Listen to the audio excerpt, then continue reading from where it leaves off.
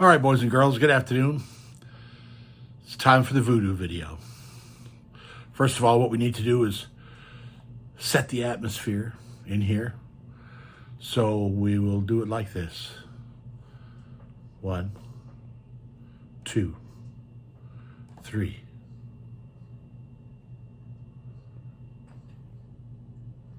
Just kidding. I got a remote for the light. I just couldn't resist. Anyway, excuse the tomfoolery. It's just too much fun. This is a true story. This happened to me, and it goes like this. Back in the early 80s, 83, probably 83, I was married to my first wife, and we had a daughter. She was, I don't remember how old she was, but she wasn't very old. I mean, she would still carry her around young. You know, like carry her around in the arms, not walking yet. And she had non-stop problems with her ears. And we did the tubes 2 or 3 times, and we did, I think they took out adenoids, if that's such a thing. I don't remember now. It's been a long time. But what I do remember is that she did basically nothing but scream 24/7. Her ears were killing her, and no matter what the doctors did, it didn't help, or if it did help, it lasted a day or two, and that was it. It was horrid. So we were living in Carencro at the time. Carencro, a little town a little ways north of Lafayette, Louisiana. And we had some friends of ours in Breaux Bridge, and they were a little older than us. I was probably 23, 24 years old, which was more than a couple of weeks ago. But you know, we're a young married couple. We got this little kid. She's screaming. People invited us over to a barbecue at their house. They were older than we were. They were probably in their 40s or 50s.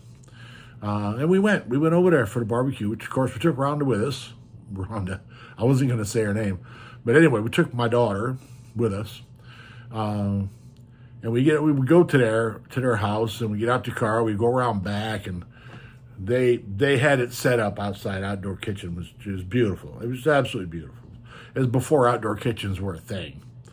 But he's back there cooking a bunch of stuff, and his wife is serving a bunch of stuff, you know, when everything is going on, and their kids are there. And we walk in there with my daughter, my wife carrying her, and my daughter was just screaming and screaming, just crying. It's the whole time we're there. Well, after about 30 minutes of it, maybe probably not even that much, it's hard to remember now, what seemed like days to me, but after a little while of it, the lady, you know, asked my wife or asked us what was wrong with her, why she was screaming so much, and we told her she had trouble with her ears, and the doctors had been working on her, and nothing did any good. The tubes would come out. They put these little blue tubes in there. They would come out. It was frustrating. And she said, well, you need to take her down to see. Then she said this lady's name. And in all honesty, I wouldn't say it if I remembered it, but I don't remember what it was. But she said, you need to go see her. She's a priestess. You need to go see her. Now, we had already been to our Catholic father with her and prayed over her to try to solve the issue. It didn't make any difference. This was a medical concern. But anyhow, so here we are at these people's house, and she said, you need to take her down to whatever. She goes, get in your truck, follow me, I'll take you over there.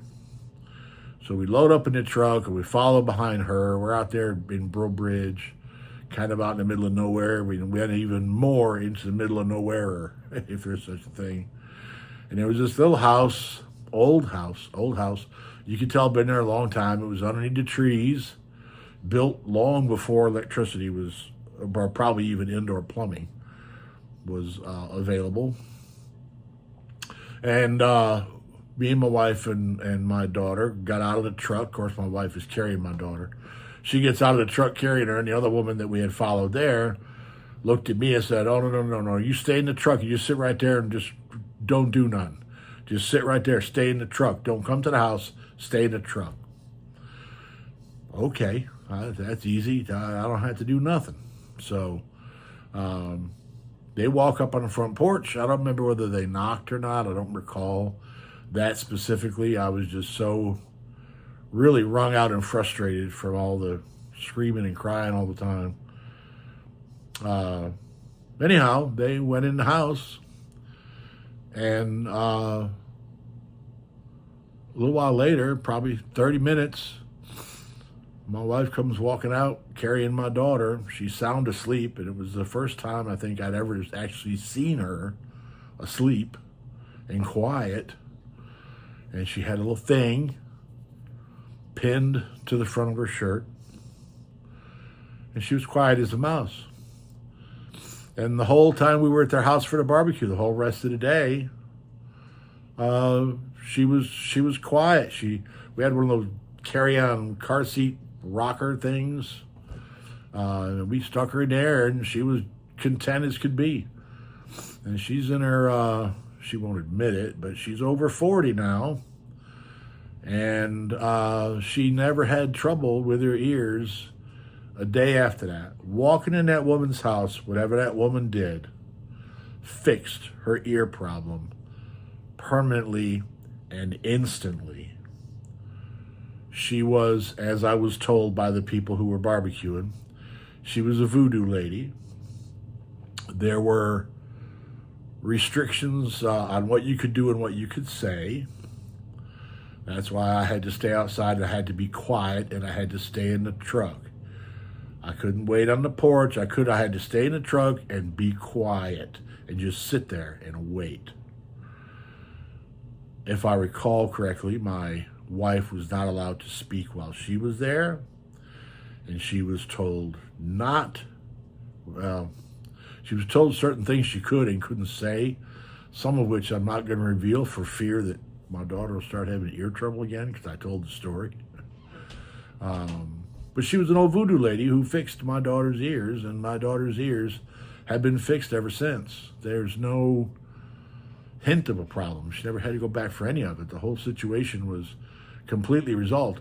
Now, I'm hoping this doesn't disappoint people. Maybe they were expecting some bigger voodoo story. But this is it. Voodoo is real. I've experienced it firsthand. My daughter's ears were fixed. They were fixed by the voodoo lady. She's never had any trouble with them ever since.